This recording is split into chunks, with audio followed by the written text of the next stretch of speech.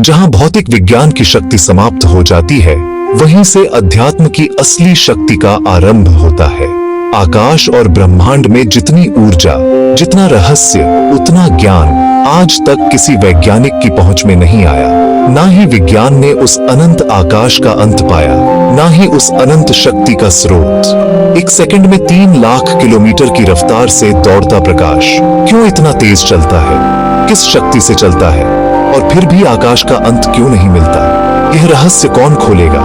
विज्ञान यहाँ मौन है, लेकिन अध्यात्म के ग्रंथ कबीर सागर, वेद, गीता, कुरान मजीद, बाइबल पहले ही लिख चुके हैं वह दिव्य रहस्य, जिसे मानव जानने के लिए आज भी तड़प रहा है। कितने अरबों वर्षों तक सूर्य चंद्रमा चलेंगे, कितने ब्रह्मांड इस महाकाश में समाये हैं, सब कुछ पहले से निहित है। लेकिन सही गुरु की शरण में रहकर ही यह ज्ञान प्राप्त होता है। इसीलिए कहा गया है, विज्ञान जहां खत्म होता है, अध्यात्म वहीं से शुरू होता है। फिर भी आज तक कोई भी बड़ा वैज्ञानिक कबीर परमात्मा और संत रामपाल जी महाराज की शरण में बैठकर इस आध्यात्मिक ज्ञान को पूर्ण रूप से ग्रहण नहीं कर पाया।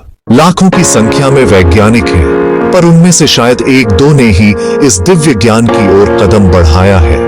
सच तो यह है कि जब ये सभी वैज्ञानिक संत रामपाल जी महाराज की शरण में आएंगे, तभी वे इस रहस्यमयी आकाश का असली ज्ञान पा सकेंगे।